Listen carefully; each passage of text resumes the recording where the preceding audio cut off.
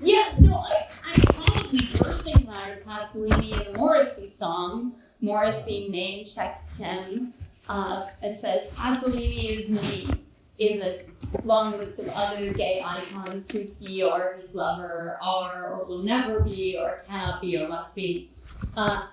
And that does kind of fit in with Pasolini's public image.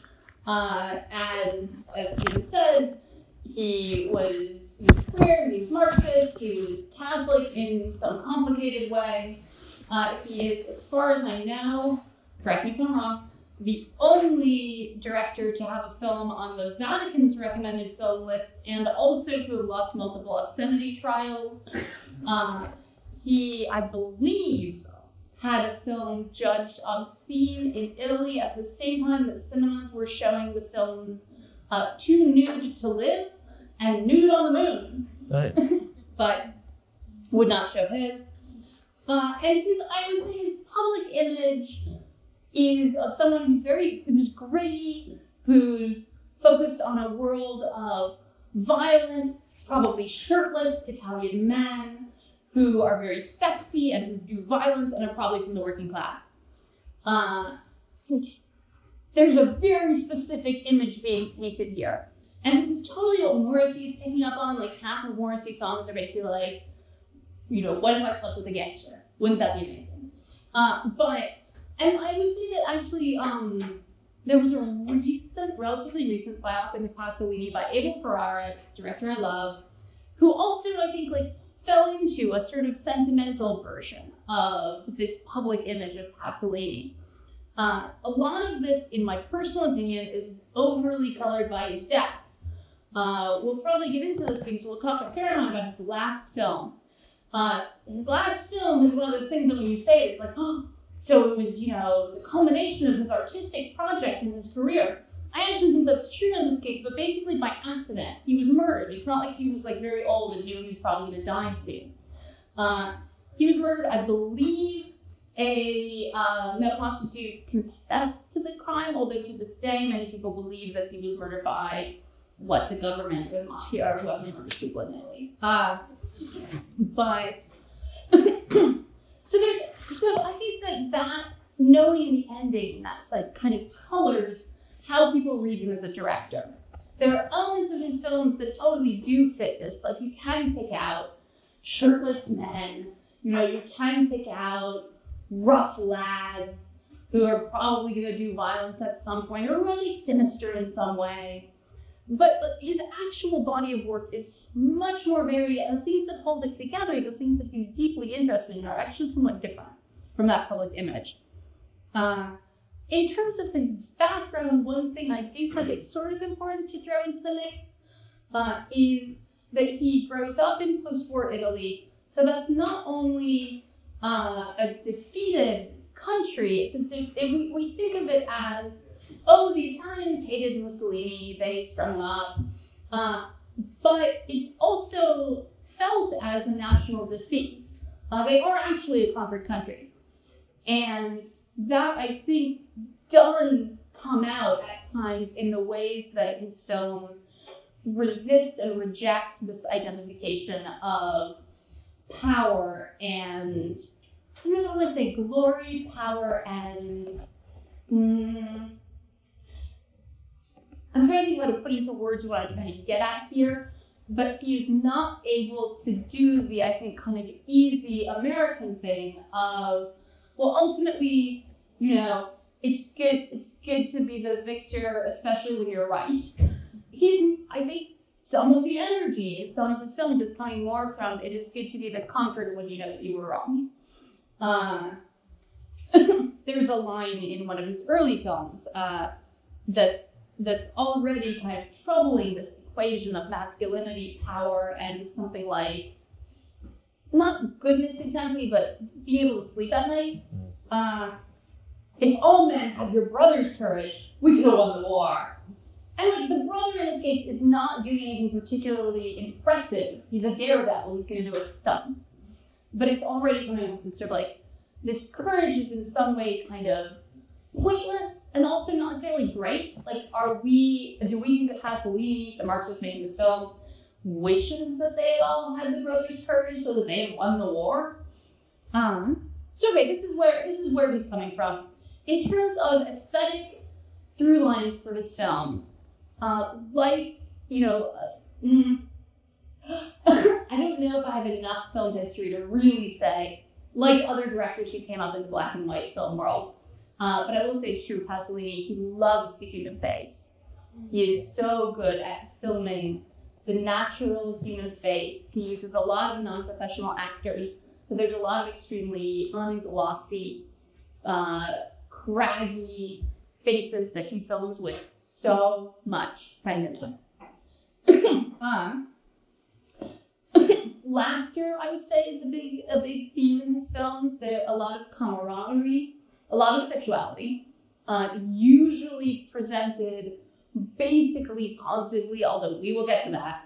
And a fair amount of Marxism, sometimes very explicit. There's a bit in one of my favorite films of his, Hawks and Sparrows, set in the Middle Ages, where a Franciscan basically, it might be even St. Francis, basically prophesies the existence of Karl Marx in the future.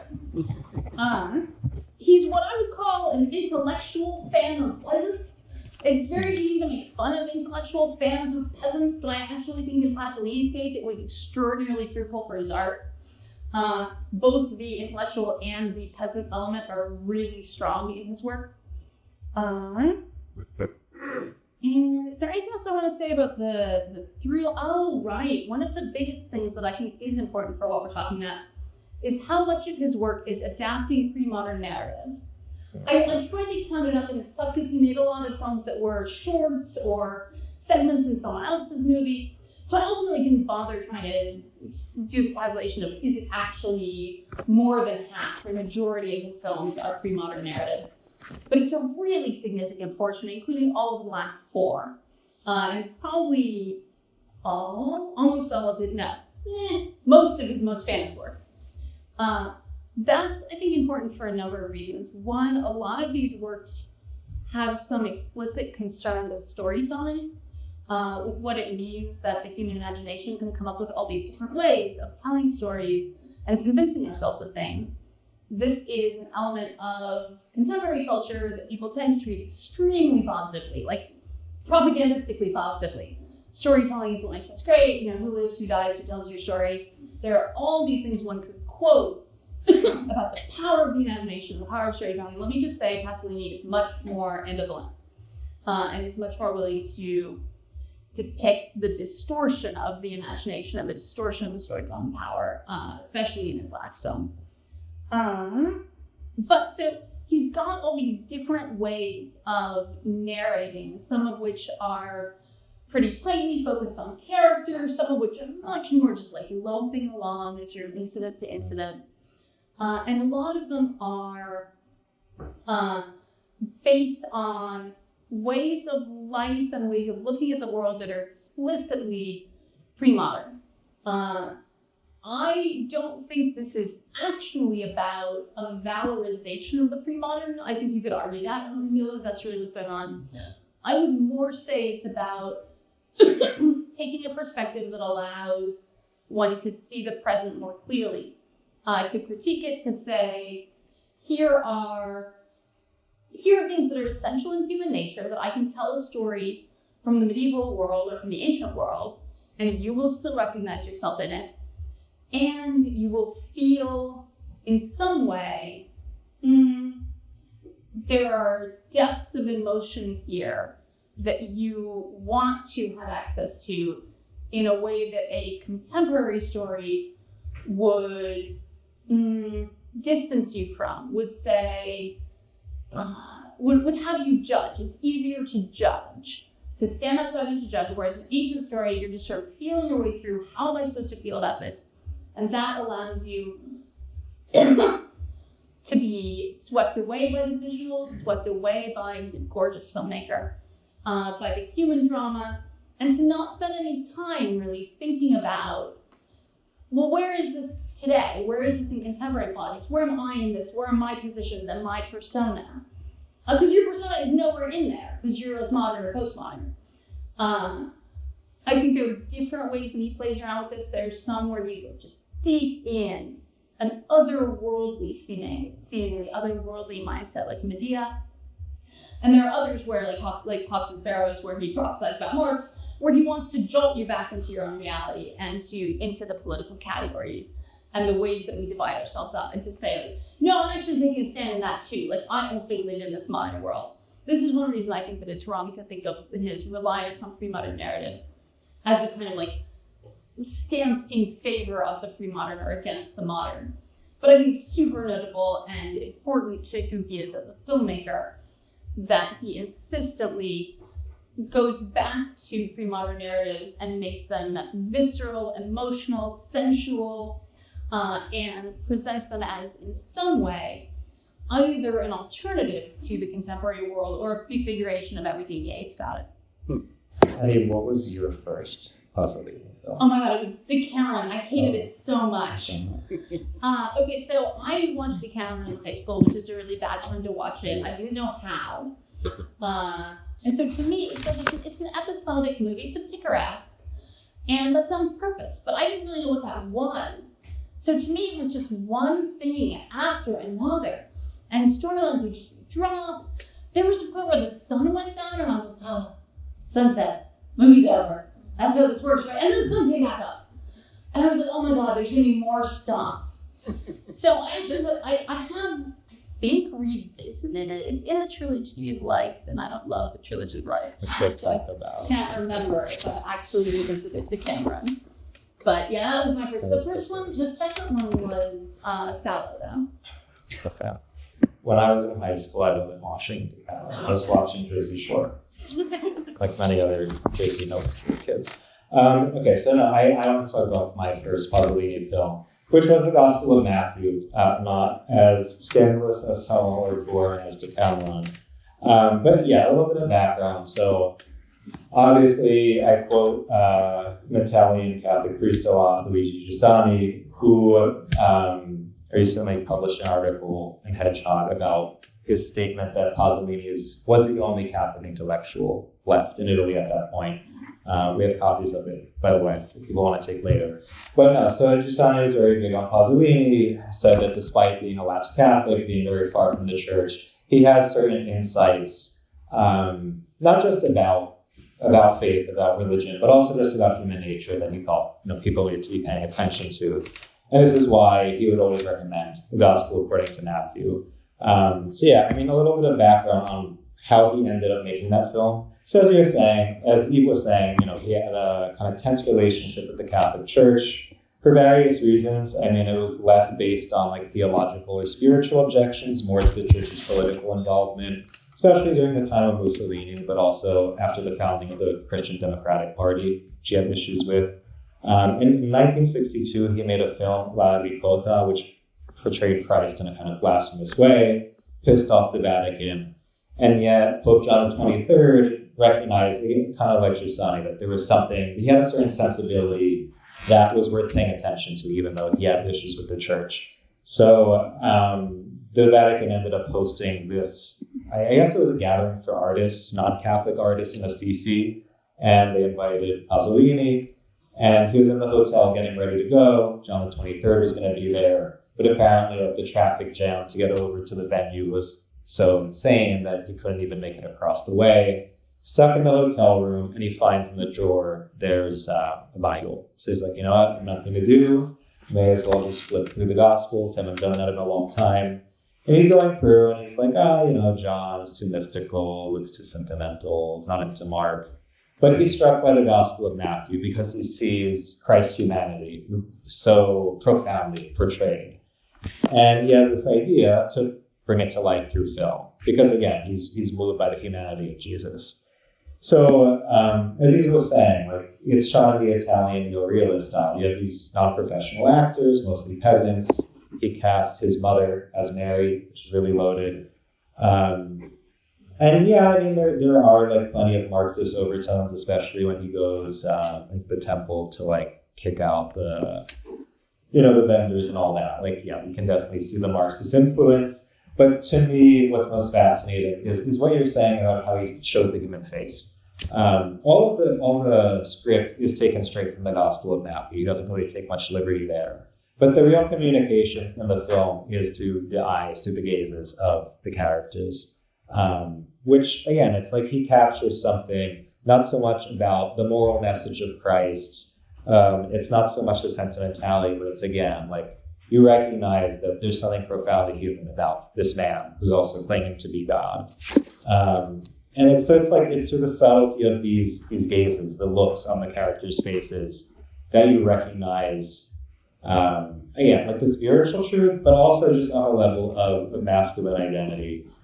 I think it's interesting that, like, if you look at the Passion of the Christ, Mel Gibson's version, like, okay, it's this very intense, kind of grotesque depiction of Christ that, I don't know, I mean, obviously Mel Gibson, it's a masterpiece, but there's something kind of overbearing about Christ's authority as the Son of God. So the fact that Pasolini pulls it off through this subtlety, that he shows that this man's authority is not so much just like, oh, he suffered for my sins and he's all bloodied up on the cross and I should feel bad and have to follow him. It's like, it's this authority through his attraction, this authority through something very simple that catches you off guard. And again, I think this starts to show certain insights into Pasolini's understanding of what it means to be a male, and especially, again, that particular kind of male authority, which we'll get into a little bit more, but that was kind of like my way into Pasolini. So that being said, I mean, I want to talk more about this theme of the man who is wounded, who's broken, but also experiences this redemption. And I want to talk about how we see those themes play out through the trilogy of life and Salò. And I think it's interesting because in the review of Salò you did in America that I mentioned, like, you say that it's even more of a Christian film, and the gospel will bring to Matthew, which I think is, again, it's a super loaded statement, but let's get into, again, like the tension between the man who's broken and the man who's redeemed through those films. Yeah, well, so it's fascinating the way that you describe Gospel of Matthew, actually, because my strong memory of that film is, wow, Jesus is very angry. And, I think that it's possible that there's what you might call a gay male gaze that I'm not quite responding to in that movie. It's possible that I'm picking up on a thing that's there, but there are also other things that are there that I was able to relate to better in other films of his. I think Hawks and Sparrows is the one that I would more closely with that. And it's possible, but when you compare it to the Passion of the Christ, especially, to me, the thing that really stands out in the contrast between the two of them is that whatever else one might say about Mel Gibson's movie, Jesus is not angry at us at all, even when we are oppressing. And I think that Pasolini wanted to do that on purpose. I don't think that's a failure in his art. I think it's some of his worldview and some of what's actually in the gospel coming out. But it's definitely, to me, like a less tender portrayal of a Christian man. In part, I guess, because it's a portrayal of someone who's not a failure as a Christian man. I think Hawks and Sparrows, to me, feels more human, in part because it's about a young and an old Franciscan friar in the Middle Ages on the road. And they're both just sort of ridiculous. The young friar is something of a fool, and because it's Pasolini, the camera loves them, and the camera loving fools, to me, does come across sort of differently. If we're saying the director is God, what does it say about God? That the camera loves fools versus the camera loving the condemner of the oppressor. Right. That's my hot take on the Gospel of Matthew. What about Salò and trilogy? Okay, so you should do trilogy. So the Trilogy of Life is the 3 movies that Pasolini made altogether. He himself, I believe, named them the Trilogy of Life. They are, I'm going to get them in the wrong order, The Arabian Nights, The Decameron, and The Canterbury Tales. I think so. And I think this is another example, like these are all pre-modern narratives. They're all episodic. They're all very sexual. The eros of them expresses itself, again, in my sort of jaded memory, pretty much primarily as sexuality. But my memory of them, and again, like I didn't like them, so I may be unfair to them or remembering them wrong. My memory of them is that everyone is basically omnivorous for sex at all times, so there's this sort of miasma of consent/not consent. Like consent is just irrelevant, which to me takes out a little bit of the tension. There are scenes that in a movie that was doing something different with sexuality would have been scenes about consent or lack of consent. But because Pasolini is making movies where Eros is the life force, they just sort of do the thing. And whether they wanted to or not is irrelevant because they're human beings. Every human being in these movies wants to. I would say if you're they're gorgeous to look at. You can sort of ride on them like an ocean wave. If you want to know what they're like, watch one, and if you like it, you will like the other two, and vice versa, is I think my advice. I don't know. What's your thinking? If you have the attention span to watch all of them, then yeah, I mean, you'll probably enjoy them, but otherwise, you can't.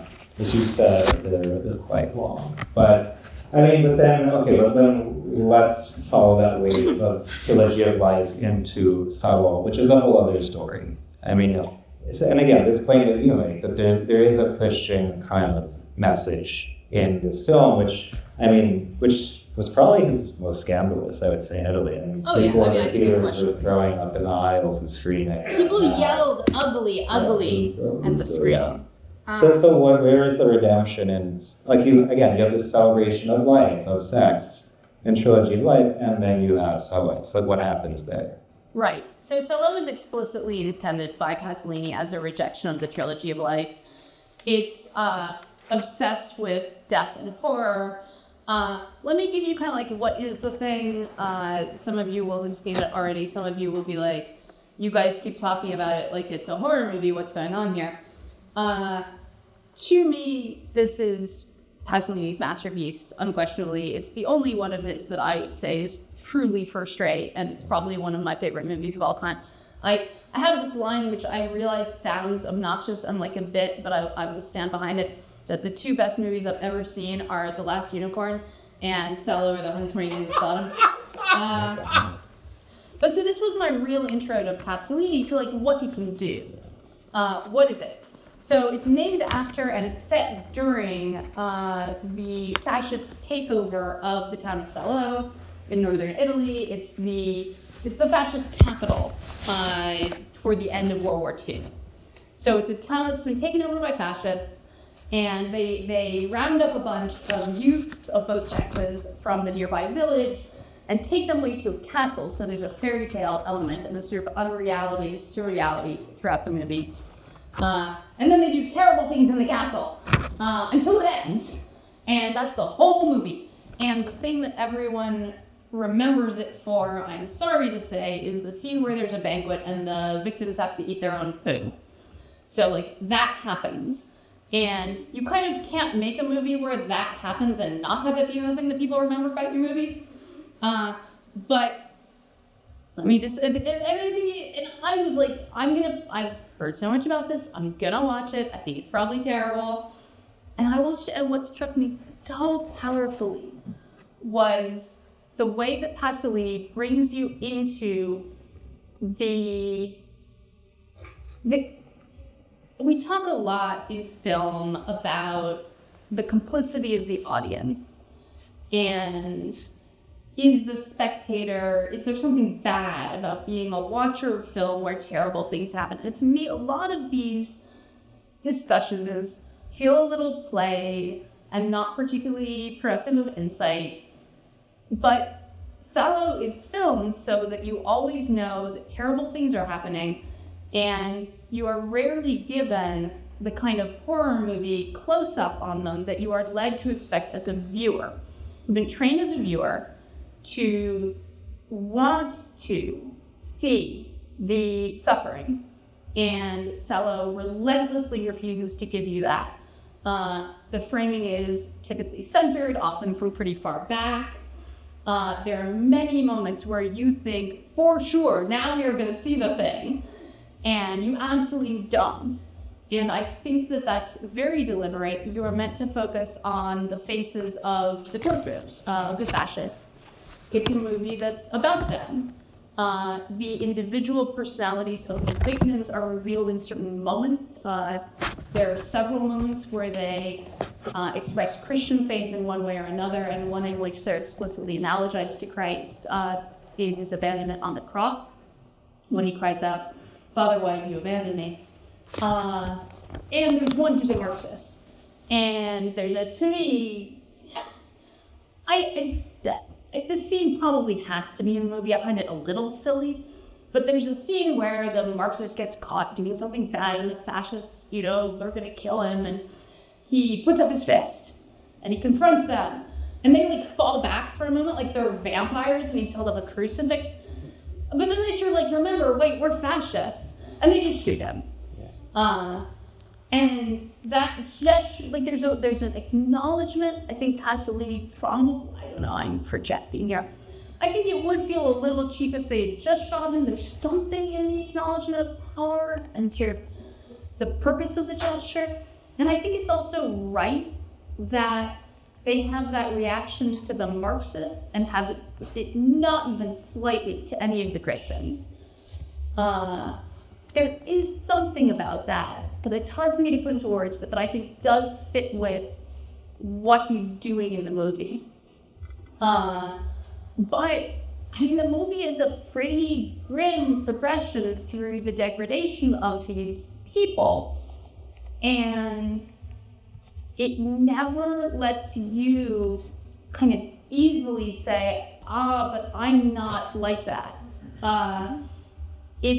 The film that it reminded me of most powerfully is actually a documentary by Joshua Oppenheimer called The Act of Killing, where he went to Indonesia and got a bunch of people who committed genocide against accused communists to describe their memories and then reenact them in whatever way they saw fit.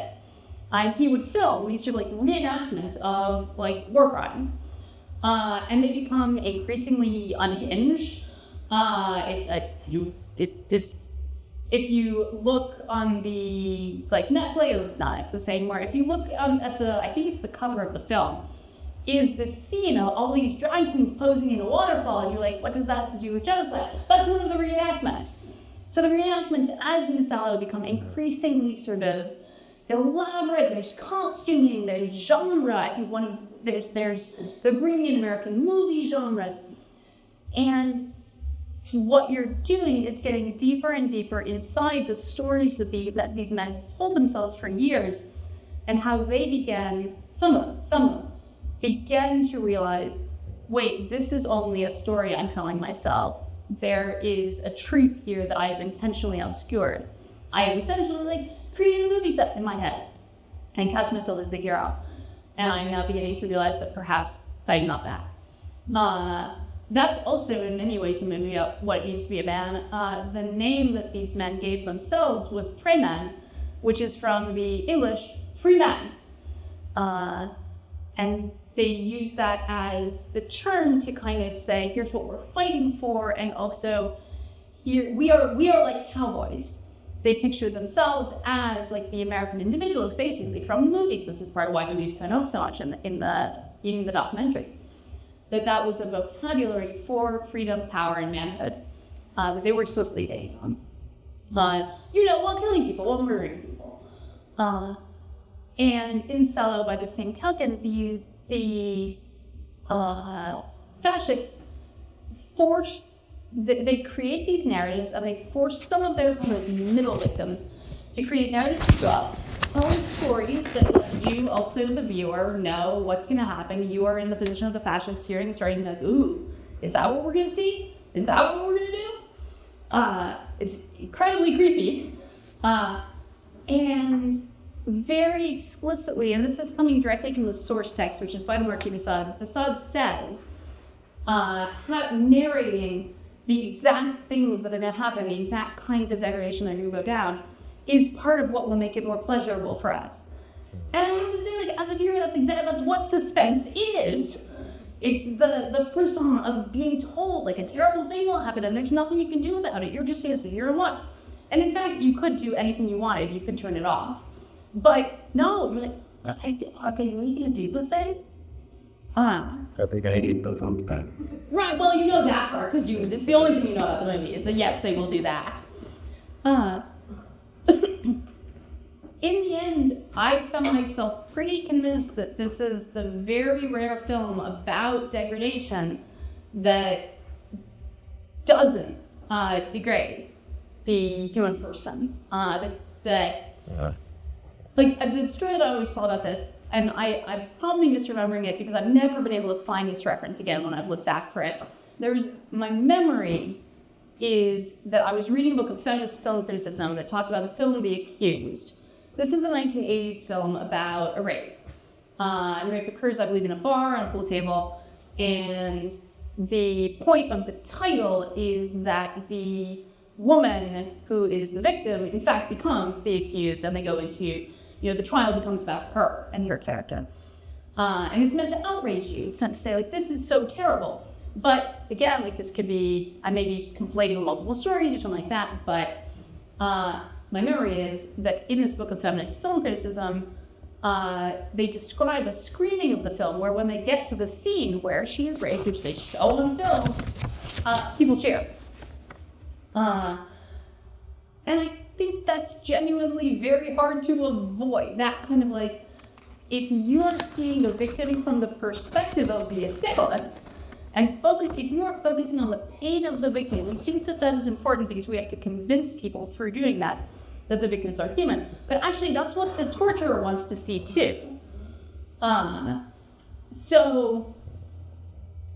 that's the perspective that Salo really rejects, I think, and deliberately rejects, and forces you instead to look at the face of the torturer, which nobody wants to see. I mean, it's disgusting, horrifying.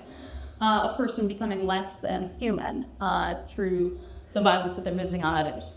Now, in terms of what does it mean to be a man, or I think in Salo, to be a man is pretty tightly tied up with power or loss of power, lack of power. One of the things that I think is so smart about how the film is done is that the defeat of the fascist government is built into it but not shown. Throughout the movie, periodically, you'll hear outside the castle, you can only hear it, helicopters.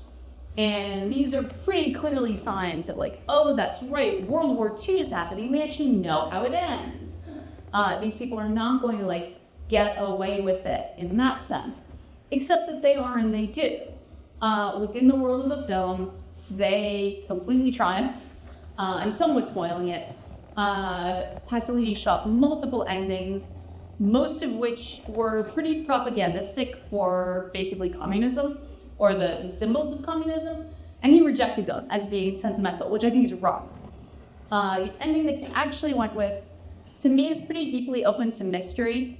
It does not show the bad guys being defeated. You know that will happen, and that is important. That was important enough for him to put the helicopters in to remind us. But it's also really important that we don't see it, and therefore the victims don't see it. The victims do not get that. It's not redemption that we're looking for. Do not get that.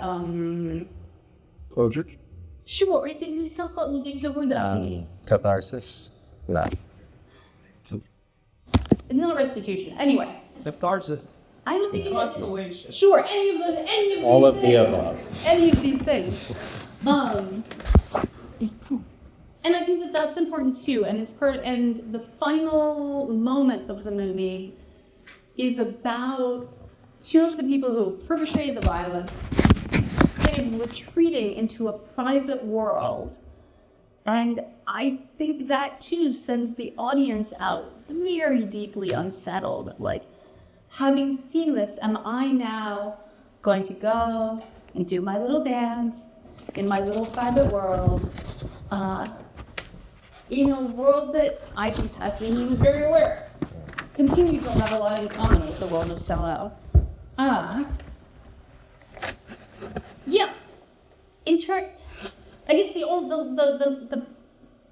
other thing I want to say about the ending is that, again, if this were a sort of Hollywood movie, I feel like for sure the Yanks would come at the end, and that would triumph through its power. And that would, to me, pretty drastically overturn what Pasolini is doing with power and manhood throughout the film.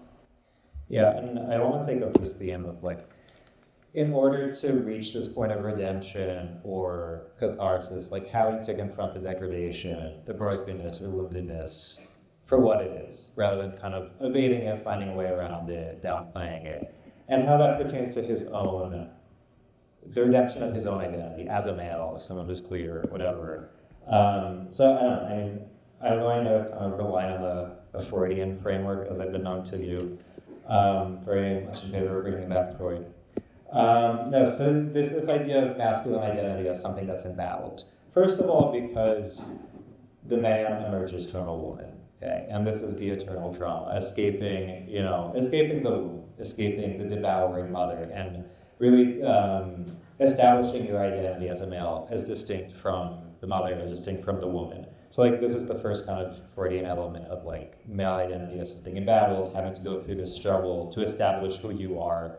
But then there's also, I guess there's like a moral level to this embattled identity, this like having to overcome some weakness, some brokenness, whether it's a fear or whether it's, again, like a problem of virtue, a problem of ethics, having to confront that fear or that flaw and overcoming it, emerging victorious, emerging capable of generating life, capable of using one's power to give oneself, ultimately fatherhood. And I mean, I think this is like the problem of the toxic masculinity discourse, because obviously there's something very true in this intuition that, like, yes, men possess the potential to be toxic. Women have it too. You guys are not immune. But like, what does this mean to say that we have this potential? I think we become toxic, we become violent when we don't confront this inner battle, this inner struggle that we're bound to have to face at some point. We lash out in violence because we are trying to evade this reality that, again, that our identity is kind of fragile. But again, the man who overcomes it, it's like the antithesis to the toxic male is not the gentle soy boy, whatever. It's the male who has learned to overcome it and uses that power that he has, that kind of raw energy, to generate something positive. But then I think for Pasolini, especially because, okay, like, he is a guy who's pursuing other males, especially younger males. You see how the fact that this is part of his tragic flaw, like this is the thing that he's always battling against, trying to sort through, and especially in a society where like gay was hard, okay, yeah, still not totally in ability to still involved in that. But anyways, like this being his tragic weakness, his flaw that he has to fight through. I think this plays a crucial role in the formation of his identity and his discovery of, again, like his redeemed masculinity, his capacity to give life, especially through his art. And I think, like, speaking of Freud, we have to kind of pivot into Polya to crack some phone more. It's not complete until we touch on her. But I mean, her whole idea, borrowing from Freud, this idea of the homosexual male as, on one hand, like the shamanistic outsider, because he exists outside of the norms of nature. He has this particular insight into human nature because he's observing from afar, he's watching from the outside.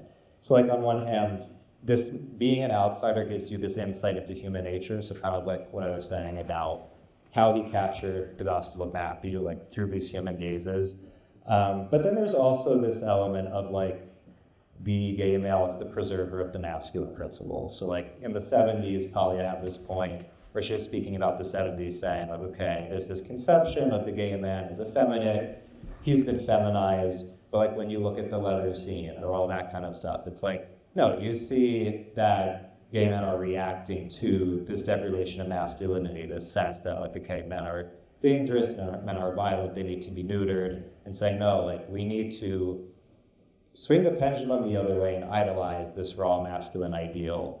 And I think in a way you see a version of this in his work. Like you kind of see the merging of this prophetic sensibility, but also this need to preserve the masculine principle. And this is where, like, I hate to quote him, but I am going to quote that, and I'm going to quote Bronze Age pervert, Bronze Age mindset. This is not an endorsement. Cheap is not equal endorsement. But no, this like he takes from Polly's idea of like, okay, masculinity, a gay man as preserving the masculine principle. And he's like, okay, especially in a society where everything is very automated, all of these technological advancements, like, okay, men are superfluous at this point. Like, you ultimately don't need us because you have all these replacements. So then you have, it's like, given this fact that men are kind of superfluous, you have guys who still kind of play macho, who try to act like, traditional men. But the gay man sees that it's all a farce. The gay man sees through this facade, and he knows that like masculinity has been rendered totally useless. So his pursuit of other men is again this attempt to recover this esteem for the masculine principle, which has been lost. So again, just like kind of given that framing, when you look at Pasolini's struggle to understand who he is as a male, as a guy who's pursuing other men. He understands that, again, like there's this brokenness, this within himself that he has to fight through, but also in the society around him. So again, kind of echoing that sensibility that like everything's been automated, everything like within this technocratic kind of paradigm like makes men feel like they're useless. How do I, as a man, fulfill my calling, fulfill my need to feel like I'm useful and that I'm actually generating something of value for society? And I think this is where, like, this is what I tried to capture in the article that I just wrote, is that, like, you see this prophetic sensibility emerge in this, like, first in the art, but also in his writing, like, trying to speak to the emptiness that's become of this consumer culture, this kind of monoculture that's been homogenized, as he puts it.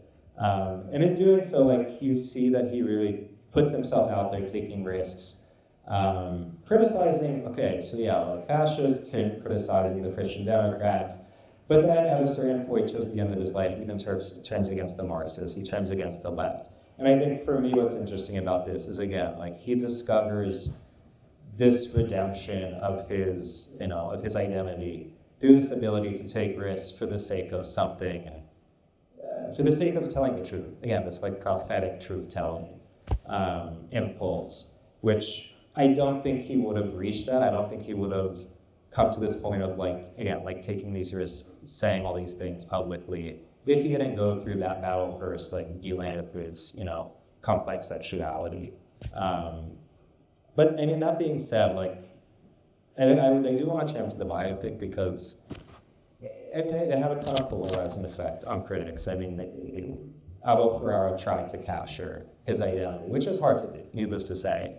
But I do think it kind of glossed over, again, like all these little nuances of what was actually happening in his life and this struggle he goes through to end up where he is by the end. So I don't know, I mean, thoughts on how, again, like his trajectory is presented through the film, his identity, his legacy. What do you see it? Yeah, so I'm going to pick up actually a few different threads in what you were saying and then come back to the biopic. So homosexuality plays an explicit role in Cello. The fascists at the beginning lay out the rules, just like in Scream. Again, like this really is very clearly like, and this again is directed from Assad. We're going to increase we're going to whet your appetite by telling you all the terrible things that are going to happen here. And one of the things that they say is that one of the rules of the castle is that there cannot be any intercourse. There cannot be any kind of sex that can potentially conceive life. And they, I think, list out a few things you can do that wouldn't do that. Yes. And one of them, of course, is homosexuality. And in fact, they capture and punish some of the victims for sneaking out and having heterosexual liaisons. But I believe that happens. They also, I think that they also capture and punish them for finding solace in one another homosexually as well. So it's not as if they're consistent. But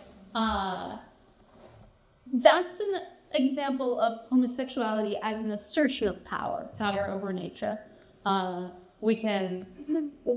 We do not have to respond to the demands of power making. I think is what's going on in that moment in the film. And in terms of power versus powerlessness. Sellout is really interesting because it's not as if the victims have moments of deep emotion. The closest you come to a heroic moment for any of them is that Marxist. But even there is, you can almost think of his murder as punchline, right? They fall back and you're like, oh wow, it worked. And it absolutely did not. He still does. And yet, at the real powerlessness that the movie portrays, I think this is right, is that the fascists themselves become increasingly obviously spectators who have become passive consumers of suffering, essentially addicts who need a higher and higher dose of torture to glut themselves. And the ending of the film, I think, makes this very obvious, that they have become enslaved by the worst possible passions. What are the possible ways out, then, of that seeking power, rendering you merely powerless? I personally think, and I may be reading too much into this, I personally think the insistent overturning and desecration of the Catholic sacraments by the fascists points to one way out. They desecrate a wedding, the ship banquet is a desecration of the Eucharist. That in itself suggests, wait, in your actual real life, there are things out there that are not desecrated versions of this. And I will also say that I think there is an idea of dying as oneself, as dying well in some way. Although these people did not choose their deaths, they're not Christ figures in the sense that they did not have any moment where they could have walked away. They are just rounded up. They don't really have the sense that they do not think at any point have the moment of, Father, if it be possible, let this cup pass from me, but thy will be done. It doesn't matter if they say it or not, like the will of the fascists is going to be done, they are going to die. And yet, I think that the unwillingness of the camera to participate in their deaths and in their degradation does give them a dignity that is admirable. And so that too, that idea of being a human as you suffer instead of simply seeking to torture others, that you're kicked down the line, as the medium victims do. That I think is also a way out within the film.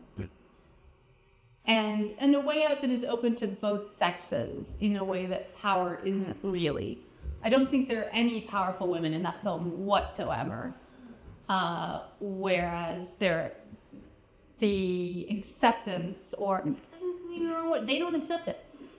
I think the director, the perspective of the movie suggests to you that accepting suffering and death can be done in such a way that you hold on to yourself, and that act is available to both sexes. The biopic to me was sentimental. The biopic makes him into too much of a Jesus figure when and sort of like the innocent Jesus. When it's the fascinating thing about a Christian society is that because Jesus is our central image of wounded humanity, all wounded humanity is Jesus, and that's true, even when they fully went out there and they got wounded because they were doing bad things.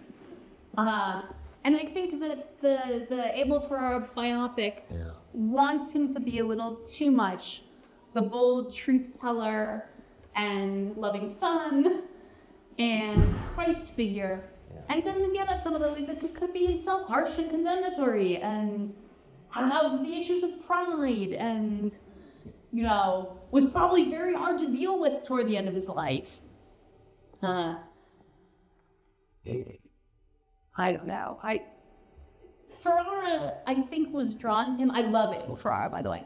Ferrara, I think, was drawn to him because of his grittiness, because of that working class sensibility. For ours, it would be organized sensibility. For Pasolini, it's more of a peasant sensibility. But he doesn't really capture that sensibility to me in his film. Yeah, I mean it's because that's that I guess the wrongness and the but Yeah. that's what attracts me. I mean, I see what you're saying, and it's like back to this point about being able to come to this point of redemption or some kind of inner strength by embracing the woundedness. In a Christian context, you're right, that it's like even when the brokenness, the woundedness comes from our own stupidity, our own sins, rather than just like difficult circumstances, like even that, like even these are the possibility for redemption because of Jesus, obviously.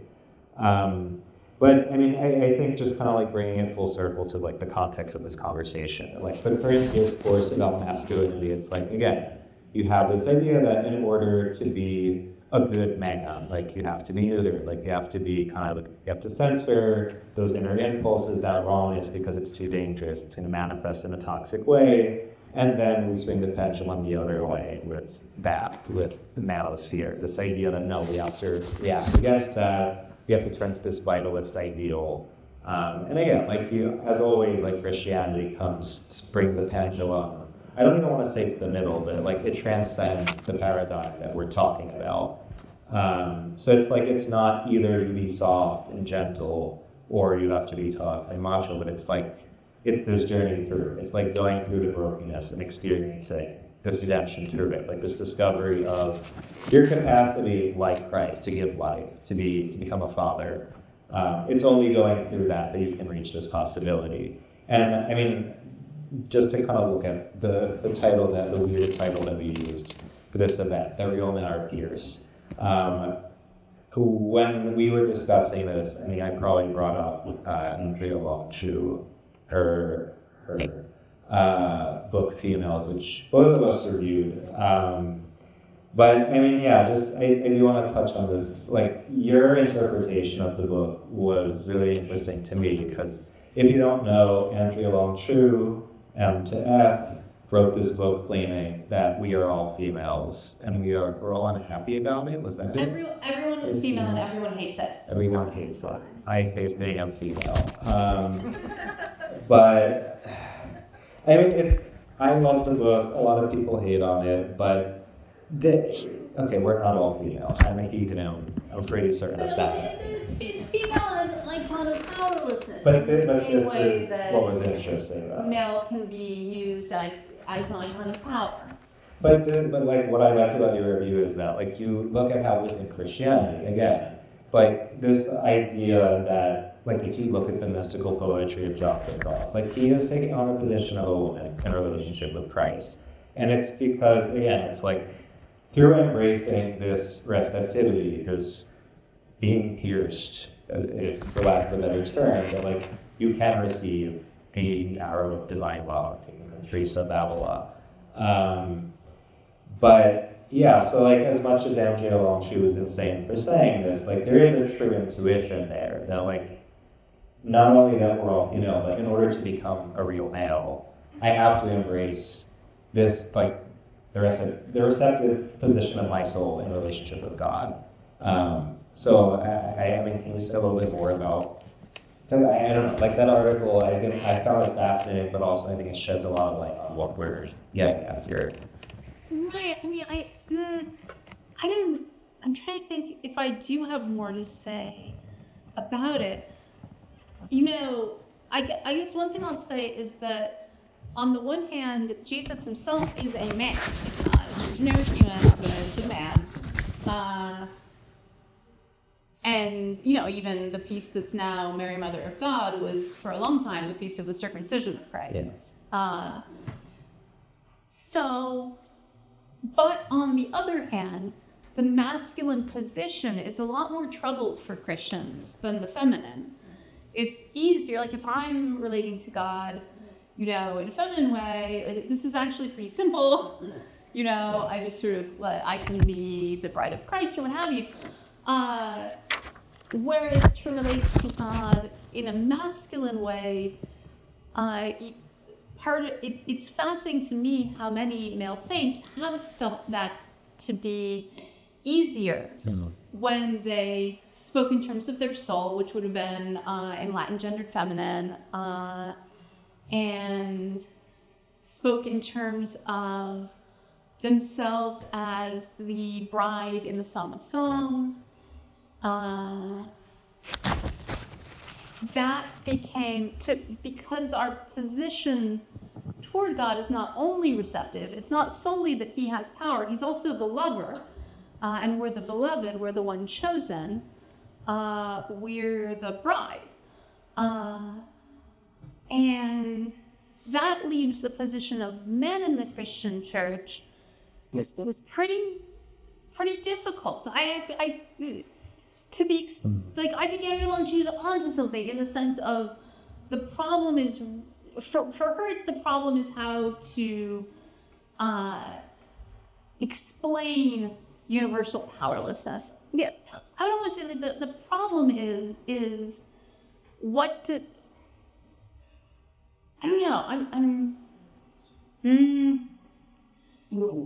any iconography of power is more complicated for Christians than it is for, I think, most worldviews.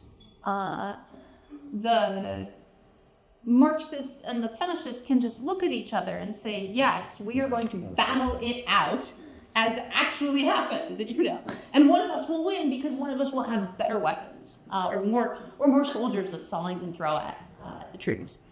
But the Christians can't really say that, and can only win by losing. But ultimately, because of this point that power is fatherhood, the capacity to generate and give life, not the capacity to conquer.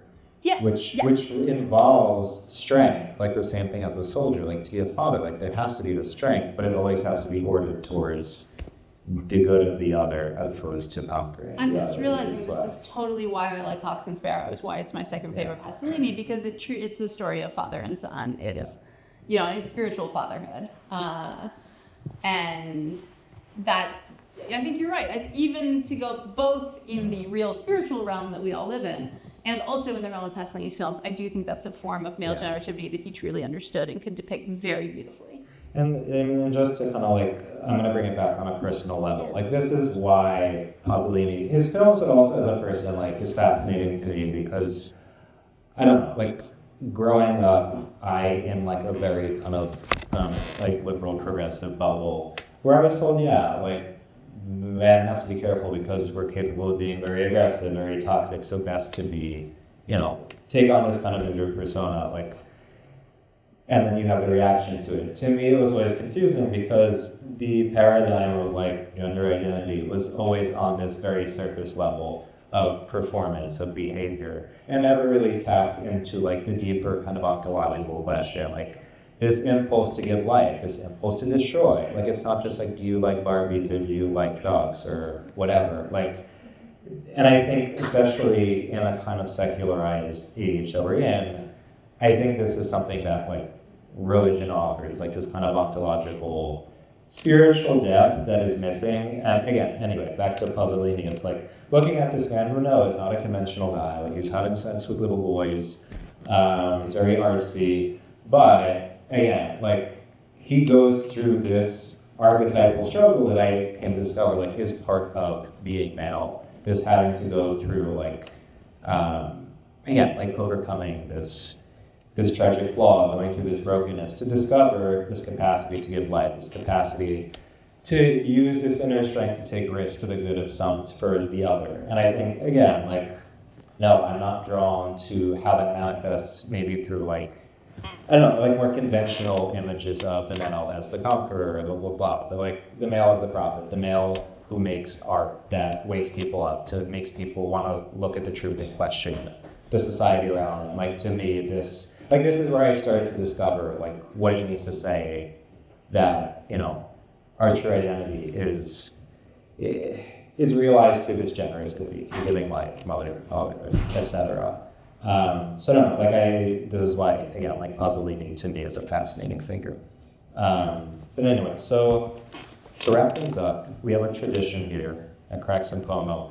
We usually play around the top or not, but because we're talking all about men, men like to fight, we're going to swap out hot or not for a series of battles to the death. Very Christian. So we're going to pick two people for a fist fight, and the second round will be a dance fight, a little less violent. So I'm going to name two people, and you're going to tell me who would win the fist fight. And then if the audience wants to give their opinion too, we'd love to hear it. So the first fight is going to be, obviously, Camille Paglia versus Judith Butler. Who's going to win that one? It's just Camille, I'm sorry. Obviously. What was her? The chthonic mother squid. I believe it was actually appear in Social Persona. She's winning. I'm sorry. And the vaginal teeth, that's also great. All right, next, Pasolini versus Mel Gibson. It's Pasolini. Right? Mel Gibson? Nothing. No. Sure, I'm a Gibson respecter, but... All right, here we go. Madonna versus Cher. Sure. It is. No, it is. It's sad. I love her dearly, but I think that's right. It's Cher. She's older. She's got more hair. Yeah. She's much taller. She's feisty. Yeah. Madonna is just, so much of. Okay, and I think this might piss off some people here. Fordham versus NYU freshman. Okay, I'm literally only saying this because it's the one that I know anything about, Fordham. Obviously. Where are the Fordham people alone? They're so, I can't hear anymore. No, but Fordham, because this is the thing. All the people who go to Fordham go there because they got waitlisted or rejected from NYU. And when you go to the West Village and you see the NYU kids, you want to fight them because they think they're hot shit, but they're not. But they're better than us because we didn't get in. We're at Fordham. But we would beat them up. It's that Jesuit education. Here's another fun one. CUNY freshman versus Columbia freshman. CUNY. Yeah, that's obvious. Andrea Long-Chu versus Andrea Dorkin. Chu. Yeah, I'm not going to say that. The Andrea Dorkin revival is baffling to me. I have to admit. Oscar Wilde versus Lord Byron. Wilde. Yeah. I just really know I was going to say that. I mean, Byron. Well, Byron was a boxer, though.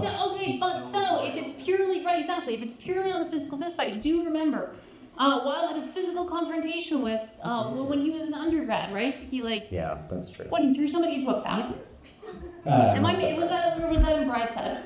That probably happened in Brideshead too. This is a very controversial one. Bishop Robert Barron versus Venerable Fulton Sheen.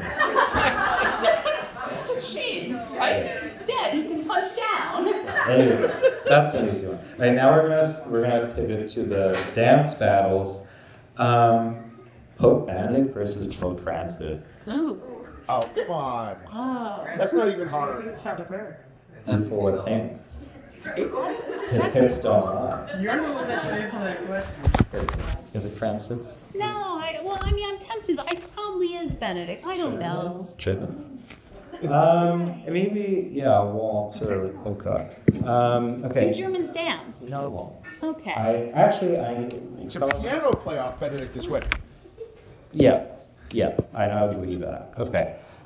Teresa of Avila or Teresa of Lisieux in the dance battle? Didn't she literally teach the nuns to do the castanets? Yes, flamenco. Yeah, Spaniards are better dancers. Socrates versus Plato. Plato. Yeah. Do Plato?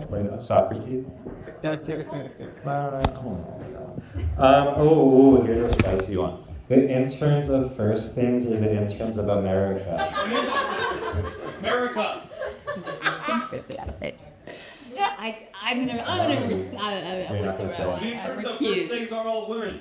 Well, okay. Here's one for a certain person. Interns of Plow versus interns of Commonweal.